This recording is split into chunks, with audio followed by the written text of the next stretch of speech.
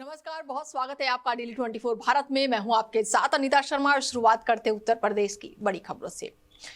लखनऊ में कल मुख्यमंत्री योगी आदित्यनाथ का लोक भवन में एक महत्वपूर्ण कार्यक्रम आयोजित किया जाएगा और इस अवसर पर मुख्यमंत्री निवेश मित्र 3.0 योजना की शुरुआत करेंगे, जिसका उद्देश्य प्रदेश में निवेश बढ़ाना और उद्योगों को सशक्त बनाना है। इसके तहत नए उद्योगों और व्यवसायों को आसान और पारदर्शी निवेश सुविधा प्रदान की जाएगी, जिससे यूपी में रोजगार और आर्थिक विकास को गति मिलेगी।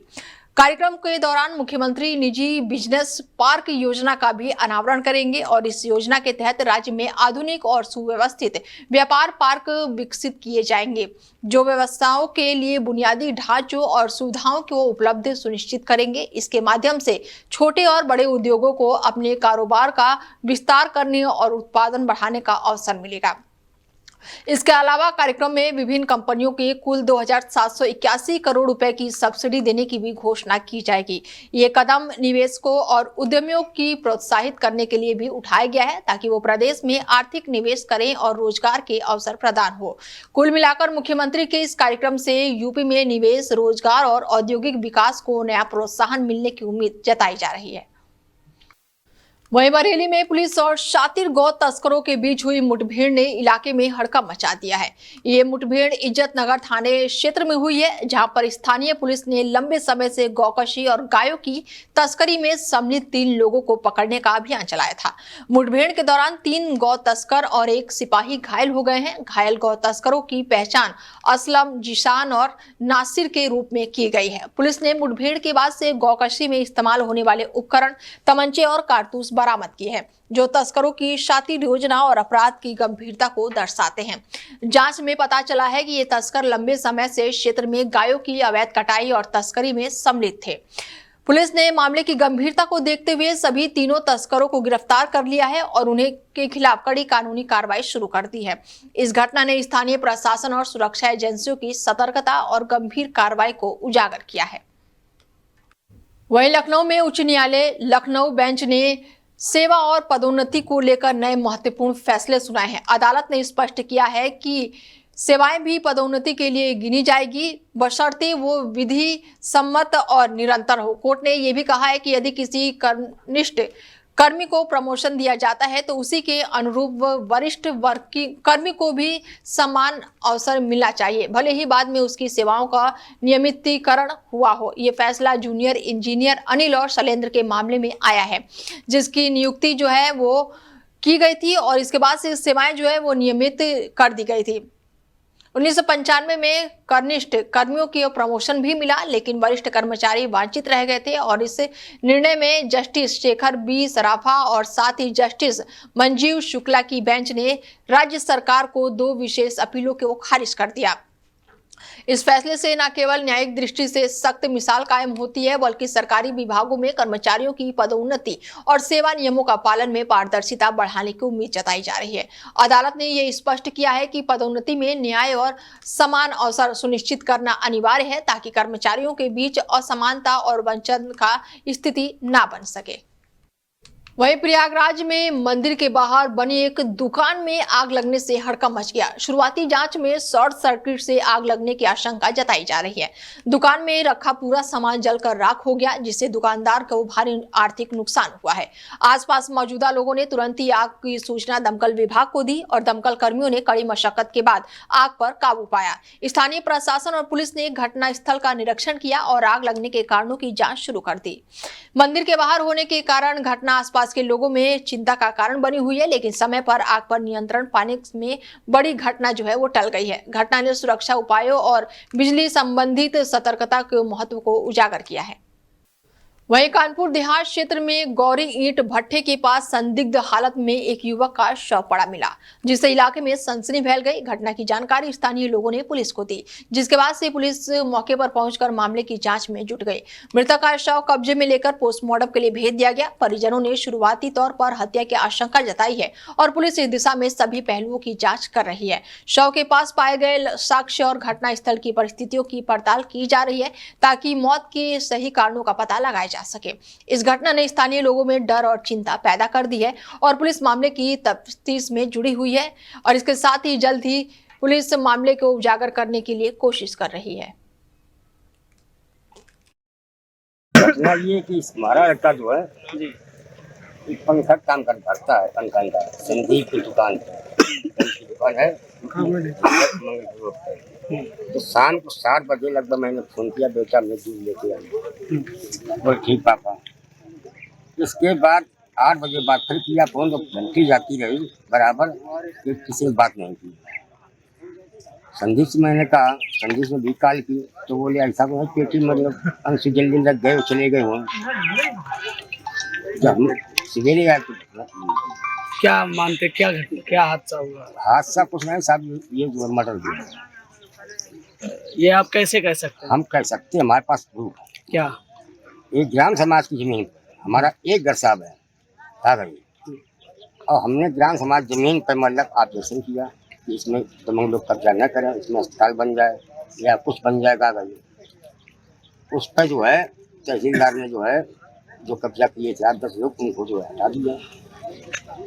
उसी पे खून से पाक हो गई। किसने आरोप किस पर है? हम आरोप बात बताएं जब। अच्छा, क्या नाम है बेटे का? बेटे का नाम योगेश कुमार उर्फ श्रीवास्तव। ठीक, कौन से गाँव? कटरा। वहीं कौशाम्बी में विकास कार्यों में करोड़ों रुपए के घोटाले का मामला लगातार सुर्खियों में है और इसे लेकर ग्रामीण प्रशासन की निष्क्रियता पर भी सवाल उठ रहे हैं। ग्रामीणों का आरोप है कि ग्राम प्रधान और सचिव बड़े पैमाने पर घोटाले में शामिल है और इस मामले में जिला प्रशासन की चुप्पी ने उन्हें और भी हौसले उनके बुलंद कर दिए हैं। और ये मामला खासतौर पर इसलिए संवेदनशील है क्योंकि ये डिप्टी सीएम केशव प्रसाद मौर्य के गृह जनपद से सामने आए हैं और स्थानीय बीजेपी समर्थक पिछले 2 सालों से सरकारी दफ्तरों का चक्कर लगाकर न्याय की मांग कर रहे हैं। स्थानीय लोगों का कहना है कि सरकार का भ्रष्टाचार रोकने का दावा जमीनी हकीकत में खोखले दिखाई दे रहे हैं। ब्लॉक स्तर पर करोड़ों रुपए के विकास कार्यों में कमीशनखोरी और अनियमितताओं के आरोप लगातार बढ़ते जा रहे हैं। शिकायतकर्ताओं का आरोप है कि जिन अधिकारियों के खिलाफ भ्रष्टाचार की शिकायत की गई थी उन्हें ही जांच टीम में शामिल कर दिया गया है, जिससे जांच की पारदर्शिता शुरू से ही संदिग्ध रही है। बताया जा रहा है कि 1 माह पूर्व जिला अधिकारी ने जांच समिति का गठन किया जिसमें जिला कार्यालय और अधिकारी के लोक निर्माण विभाग के सहायक अभियंता शामिल है। हालांकि अब तक ये टीम स्थलीय जांच के लिए मौके पर नहीं पहुंची और इस मामले ने स्थानीय लोगों के बीच चर्चा और असंतोष पैदा कर दिया है और उन्हें संदेह है कि ब्लॉक स्तर के विभागीय अधिकारियों की संलिप्तता और राजनीतिक साक्ष्यों के चलते ये मामला जो है कहीं ना कहीं दबाया जा रहा है। पत्रकार महोदय, 4 महीने से मैं कई बार थाने में एप्लीकेशन दे चुका हूं रास्ते के निवारण के लिए। तो लेखपाल आते हैं, निवारण करना चाहते हैं, लेकिन प्रधान निवारण करने नहीं देते हैं। वो कहते हैं कि तुम जाओ। वो हमारे घर में भाई भाई में झगड़ा करा के हम लोग को मरवाना चाहते हैं। जब कई बार ज्यादा प्रशासन पे दबाव डाला तो प्रधान ने धमकी दिया कि मैं 5 लाख अगर खर्चा कर दूंगा तो मेवाड़ से गायब हो जाएगा और तुझे कोई खोजने वाला नहीं बचेगा, कोई मेरा कुछ बिगाड़ नहीं सकता है। दबंगई की हद पार कर दी है प्रधान ने, समझ लीजिए। हम गरीब आदमी हैं, हम रोटी मेहनत मजदूरी करके रोटी की किसी तरह व्यवस्था कर पाते हैं। अब बताइए इतना प्रशासन के पास कहाँ दौड़ेंगे? कमाएंगे रोटी के लिए, बच्चों की पढ़ाई लिखाई के लिए कि हम प्रशासन के पास कब तक दौड़ेंगे? बताइए, कोई सुनवाई नहीं हुआ। मेरा नाम वीरेंद्र कुमार है, मैं मेवाड़ का निवासी हूँ। पत्रकार महोदय, मैं आपसे यही रिक्वेस्ट करना चाहता हूँ कि आप हम लोगों के न रहते हुए भी ग्राम सभा मेवाड़ में भ्रमण करके लोगों से फीडबैक ले सकते हैं कि ये क्या सत्य है, क्या असत्य है। मान लो अभी लोगों को लग रहा हो कि हम किसी प्रकार को किसी को दबाव में लेके ये बात कहलवा रहे हैं, तो ये आप ग्राउंड लेवल पे आपकी भी जिम्मेदारी पत्रकार महोदय होती है कि आप ग्राम सभा में ग्राउंड लेवल पे घूम के ये चीजों को पता कर सकते हैं, कहीं भी किसी भी कोने से, किसी भी पुरवा या किसी मजरे से। मैं धन्यवाद। मैं अरुण कुमार मेवाड़ से। सर, मैं इसकी निष्पक्षता जांच कराना चाहता हूँ। निष्पक्ष जांच हो, किसी गरीब जनता की जो भी समस्या हो वो सॉल्व होनी चाहिए। किसी गरीब को पैसा ना खाया जाए। इस ग्राम सभा में इस ग्राम प्रधान पद पर जो इस समय हैं मौजूद हालत में इतना गमन किया है कि कम से कम 3 करोड़ रुपए तो खा गए पैसा। सर चाहते इसकी निष्पक्ष जांच होनी चाहिए। मैं इससे संतुष्ट हूँ पूरी तरह से नहीं, क्योंकि सरकार जो है, चाहे उत्तर प्रदेश के मुख्यमंत्री हो, चाहे देश के प्रधानमंत्री नरेंद्र मोदी जी हो, वो देखने नहीं आते हैं। वहां से पैसा आता अधिकारियों की जिम्मेदारी है, जिले के अधिकारियों को चाहिए, उनकी ये जिम्मेदारी है तो पारदर्शिता के साथ ग्राम सभा में जांच कराएं और पैसा लगाएं। जो जनता के गाड़ी कमाई टैक्स का पैसा जो जनता के लिए आता है वो जमीन पे लगे। इस तरह नहीं कि नाली निर्माण के नाम पे 60 मामले हैं, नाली निर्माण कहीं नहीं है।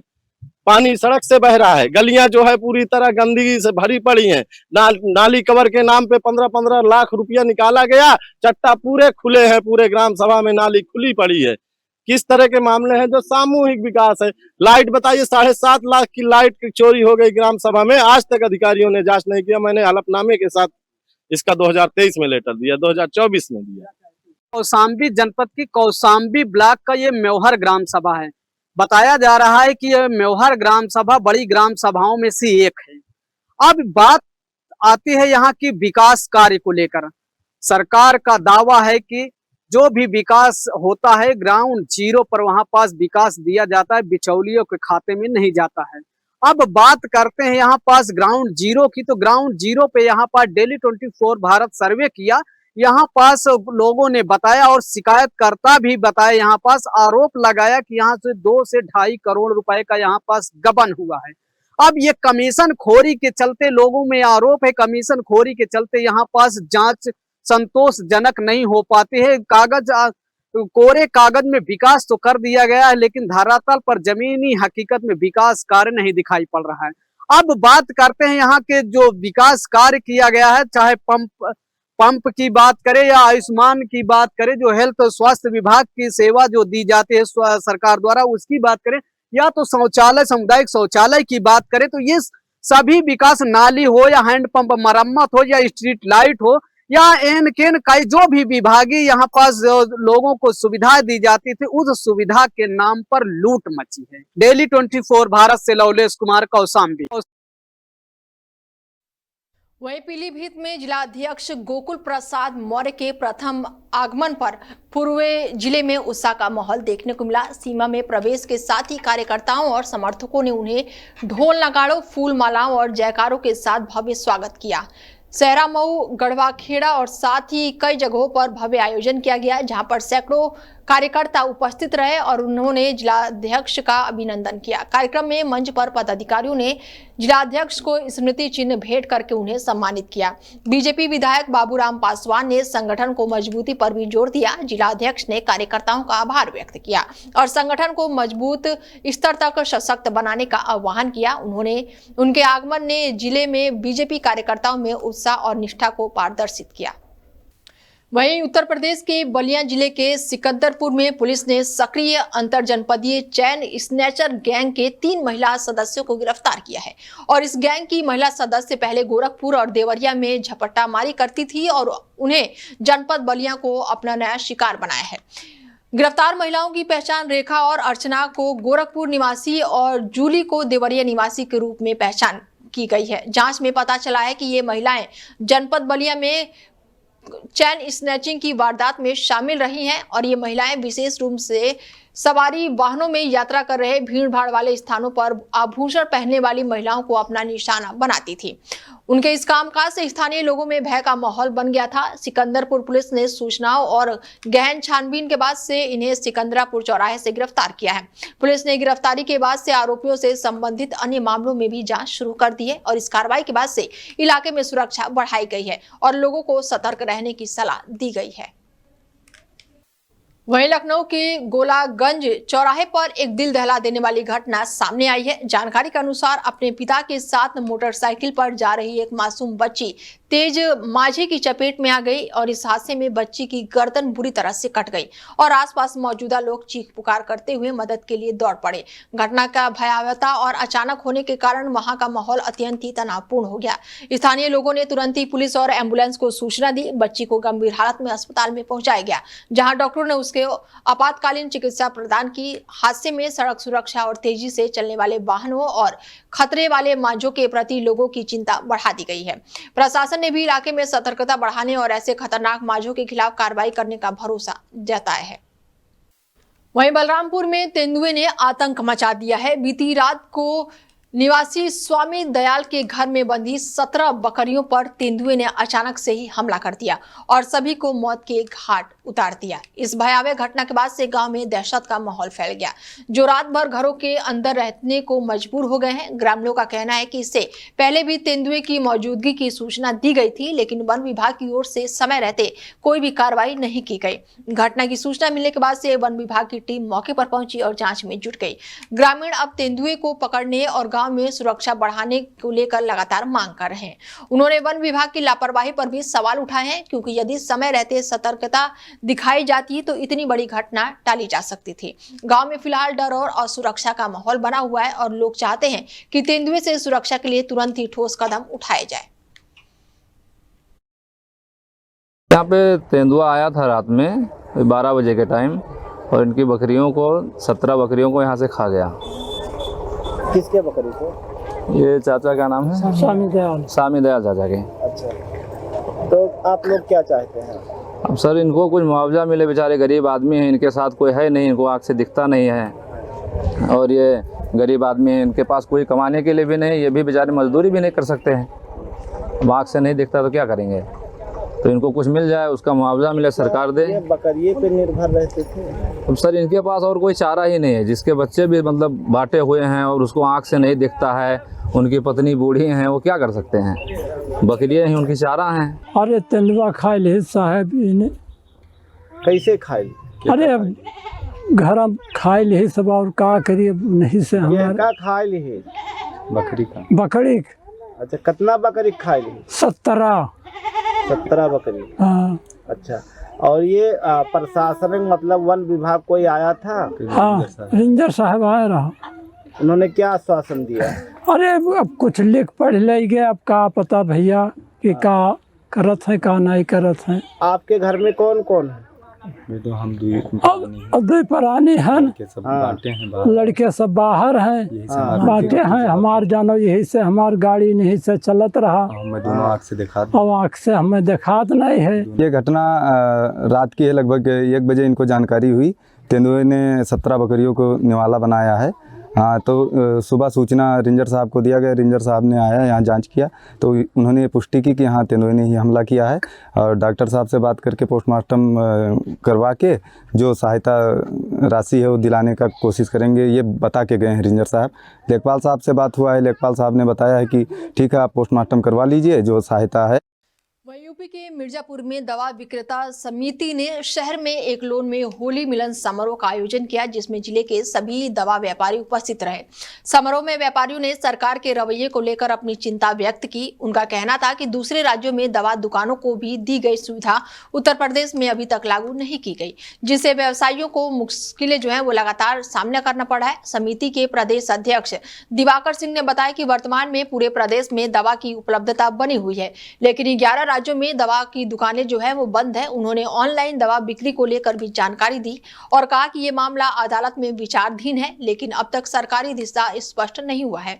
आयोजन में शामिल दवा विक्रेताओं ने अपनी अपनी समस्याओं और सुझाव साझा किए। समिति ने सभी मुद्दों का निकारण और प्रशासन से मिलकर समाधान निकालने का आश्वासन दिया है। देखिए, मैं Diwakar Singh, president OCD UP, आज यहाँ मिर्जापुर में होली मिलन समारोह में उपस्थित हुआ हूँ इनके निमंत्रण पर। देखिए, आज सारी परिस्थिति के बावजूद भी दवाएं जो है पूरे उत्तर प्रदेश में, पूरे देश में उपलब्ध हैं, कहीं किसी प्रकार की कोई कमी नहीं है। अगर है तो हम लोगों की समस्याओं के बारे में आज जो है ऑनलाइन दवाएं सरकार द्वारा भिजवाई जा रही हैं, जबकि इस पर 2 हाई कोर्ट का स्टे लगा हुआ है। उसके बाद भी सरकार इसमें जो है हमारा कोई यथोचित सपोर्ट नहीं कर रही है, जिसके लिए उदयपुर में हमारी अखिल भारतीय संस्था की मीटिंग हुई, जिसमें निर्णय लिया गया है कि 11 मई को पूरा देश के दवा विक्रेता अपनी अपनी दुकानें बंद रखेंगे। पूरा भारत के दवा व्यवसायी अपना दुकान बंद करके आंदोलन करेंगे, आंदोलन की रूपरेखा तय करेंगे। और आज उसी दिशा में हम यहाँ मिर्जापुर के केमिस्टों को बताएंगे कि क्या करना है क्या नहीं करना है। क्या जीएसटी से दवाएं प्रभावित हुई, दवा व्यापार? जीएसटी तो कम हुआ है तो उससे कोई प्रभाव नहीं पड़ा। नकली दवाओं को लेकर आपकी समिति किस तरीके से? देखिए, हम किसी भी तरह से नकली दवाओं के समर्थक नहीं है। हम तो चाहते हैं कि नकली दवा व्यापारियों के ऊपर, वो तो एक तो व्यापारी है नहीं, गैर लाइसेंसी होंगे, अगर ऐसा कोई है तो उसके ऊपर सख्त कार्रवाई हो। दवाओं को लेकर सरकार से किस तरीके की मांग है? दवाओं को लेकर के हमारी सरकार से सबसे प्रथम मांग तो यही है कि ऑनलाइन दवाई जो बिक रही है वो बंद होनी चाहिए। उसके माध्यम से समाज में आज जो है नशे की दवाएं जा रही हैं, समाज में नकली दवाएं जा रही हैं। वहीं यूपी सरकार द्वारा महिलाओं और बालिकाओं की सुरक्षा, सम्मान और सुदृढ़ करने के उद्देश्य से संचालित मिशन शक्ति 5.0 अभियान एक प्रभावित और व्यापक जनकल्याणी पहल के रूप में सफलतापूर्वक जारी है। और इस अभियान के तहत जनपद बदायूं में भी महिलाओं के प्रति समाज में जागरूकता बढ़ाने और उनके अधिकारों को सुरक्षा सुनिश्चित करने के लिए कई कार्यक्रमों का आयोजन किया गया है। और इस पहल का उद्देश्य समाज में महिलाओं के प्रति सकारात्मक सोच पैदा करना, उन्हें सुरक्षित महसूस कराना और उनके सशक्तिकरण को बढ़ावा देना है। इस क्रम में वरिष्ठ पुलिस अधीक्षक बदायूं सुश्री अंकिता शर्मा के निर्देश पर जनपद के समस्त थानों पर गठित मिशन शक्ति टीम और एंटी रोमियो टीम द्वारा एक भव्य बाइक रैली निकाली गई।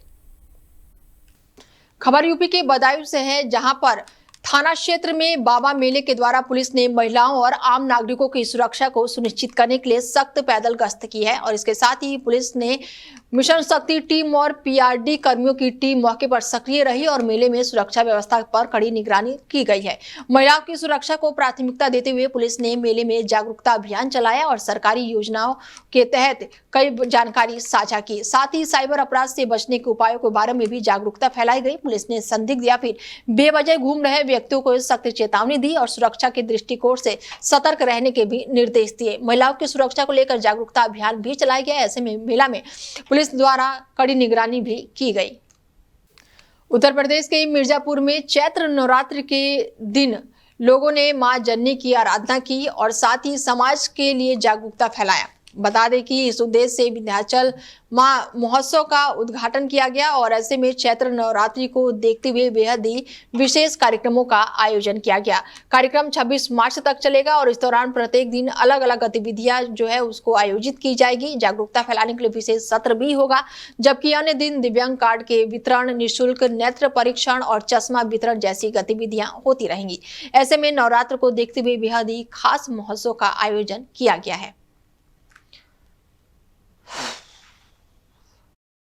दर्शनार्थियों के लिए भी इनकी व्यवस्था है, जिनका विजन चेक किया जा रहा है और साथ में जो लोगों को जरूरत है दिखाई देने में, उनको दिक्कत आ रही है, उनको चश्मे का नंबर भी यहाँ प्रोवाइड किया जा रहा है। क्योंकि बहुत सारे दर्शनार्थी ऐसे आ रहे हैं जिनको किसी तरह का अगर इन्फेक्शन हो जा रहा है आंखों में, तो उनके लिए दवा भी यहाँ पे वितरण किया जा रहा है। और साथ में आज तो देखा हम लोगों ने लगभग 130 पर्चे अभी तक देखे हैं 2 बजे तक, और जिनमें से लगभग 90 चश्मे वितरण आज किया गया है। और उसमें से कुछ मरीज ऐसे भी रहे हैं जिनको मोतियाबिंद की शिकायत रही है, जिन्हें अच्छे इलाज के लिए उन्हें अस्पताल बुलाया गया है।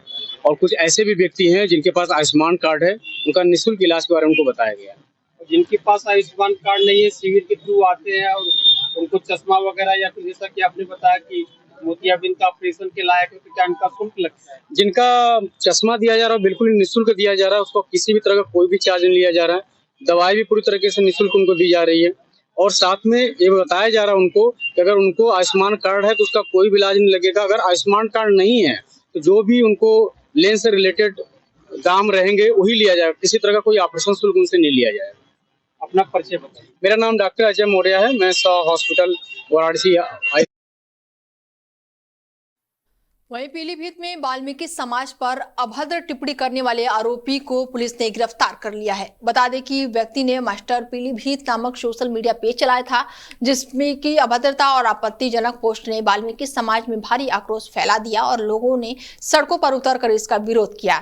इस विवाद ने जिले के थाना सुनीगढ़ क्षेत्र में तनाव का माहौल बना दिया है। पुलिस ने मौके पर तत्काल कार्रवाई करते हुए आरोपी को पकड़ लिया, जिससे वाल्मीकि समाज का गुस्सा कुछ हद तक शांत हुआ। सोशल मीडिया पर जहर उगलने वाले इस पेज को लेकर लगातार लोगों में विरोध प्रदर्शन देखने को मिला है। फिलहाल पुलिस ने बड़ी कार्रवाई करते हुए आरोपी को फिलहाल गिरफ्तार कर लिया है। वहीं मिर्जापुर में राष्ट्रीय स्वयंसेवक संघ के 100 साल पूरे होने के उपलक्ष्य में शताब्दी वर्ष समारोह का अंतर्गत विशाल पंथ संरचना का आयोजन किया गया। कार्यक्रम की शुरुआत BLJ ग्राउंड में संघ कार्यक्रमों के एकत्रित होते ही और कार्यकर्ताओं को इकट्ठा किया गया। इस मौके पर संघ के स्थापना, नए साल का महोत्सव और भारत माता के प्रति सम्मान को उजागर किया गया। सभी कार्यकर्ताओं और विभिन्न हिंदू संगठनों के सदस्यों ने मिलकर भारत के नागरिकों को एकजुट होने का संदेश दिया। कार्यक्रम के दौरान ये भी संदेश दिया गया कि मां भारती जो कभी सोने की चिड़िया के रूप में जानी जाती थी, आज विश्व गुरु के रूप में उभर रही हैं। इसीलिए स्वयंसेवकों ने नागरिकों से मां भारती के प्रति राष्ट्रीय भक्ति की भावना के साथ समाज में भाईचारा और समन्वय बनाए रखने की अपील की।